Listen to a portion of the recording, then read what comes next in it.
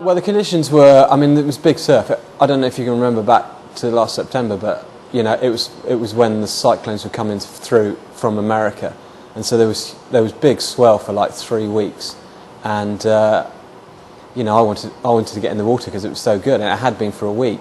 So the conditions around the rocks were, you know, was quite, you know, rough because of this big swell coming in.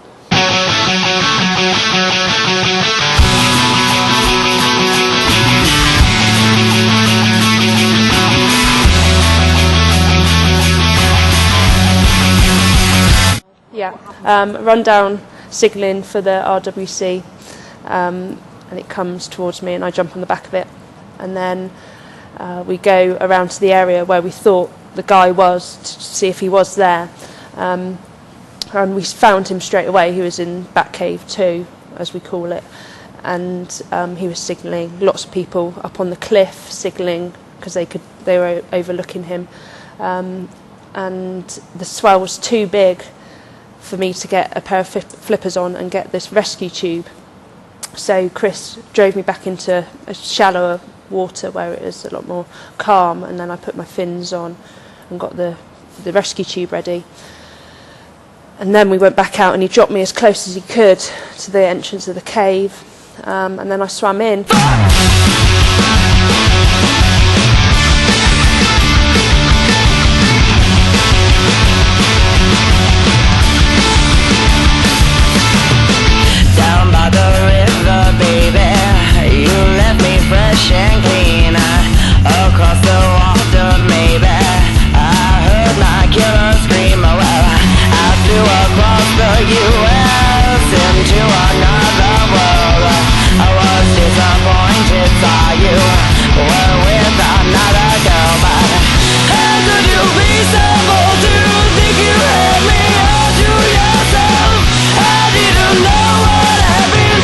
Yeah, scrambling up the ledge was really difficult. It was because I took my fins off at one point because I thought it would be easier to climb up, and as I did, I got swept back and almost ended up into the cliff.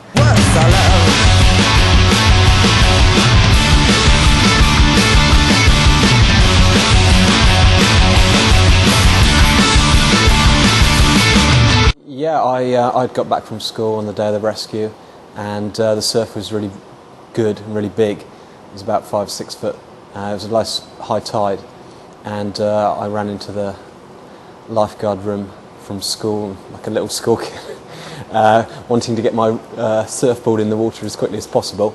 And I was getting changed in the lifeguard room, and I was aware that something was going on, but I wasn't quite involved because it was my day, or you know, I wasn't working that day. And I just about to go in the water, and Andy Thomas said to me, "Robin, can you drive the boat? We've got an incident round by one of the Bat Caves." And I said, "Yeah, sure, I don't mind." So I ran down to the beach because I was fully changed. It made sense for me to drive the boat, even though I wasn't working. And jumped in the boat. By the time I got the boat out, and Dave Green arrived, jumped in the boat as well. And we went round to the Bat Cave. Down by the subway later, I stifled thoughts of you, the way you'd been mistreated, and what I'd put you through, but I didn't know if you knew about my shady past. I didn't know if you knew what happened when you left out. How could you be so bold to think you had me all through yourself? I didn't know.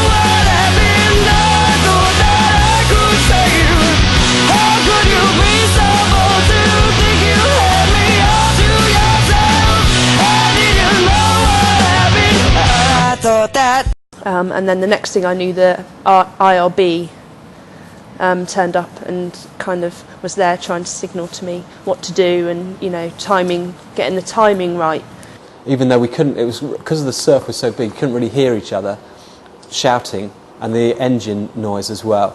And that, you know, shouting and combined with our hand signals, it really had to be spot on. Otherwise, Sophie would have been left in the water. We would have had to go for another drive around the circle, and you know, anything could happen that time. They could have got sucked somewhere else, or onto the rocks, or bashed this, that, and the other. And the IRB could have been put in jeopardy as well. You know, So the timing was, spot on. Really.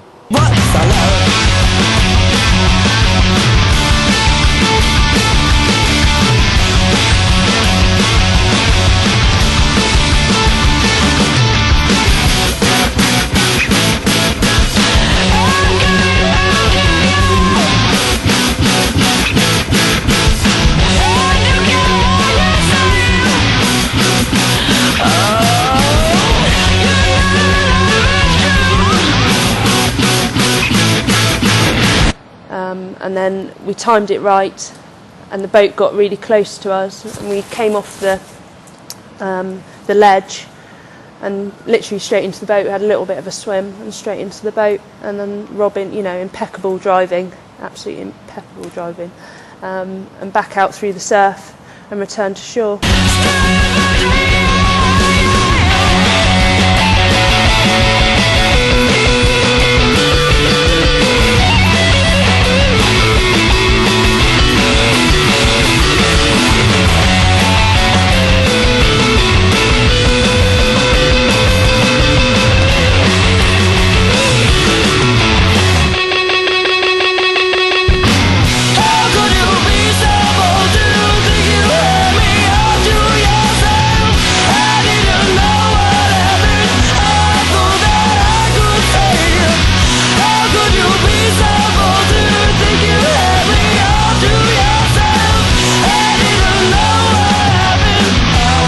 That I could say what's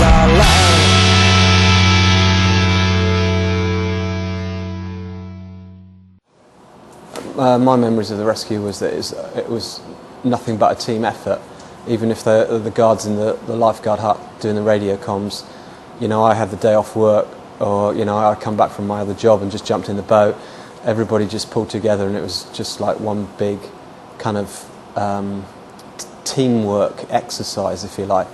And with regard to Sophie, you've got to remember that I'm driving a boat with a 30 horsepower engine on the back, so my job's nice and easy. But to get in the water and you haven't got a 30 engine strapped to you and swim in and swim out, then that's obviously a lot more difficult. So I had the easy end of the stick driving the boat. Sophie had the other end.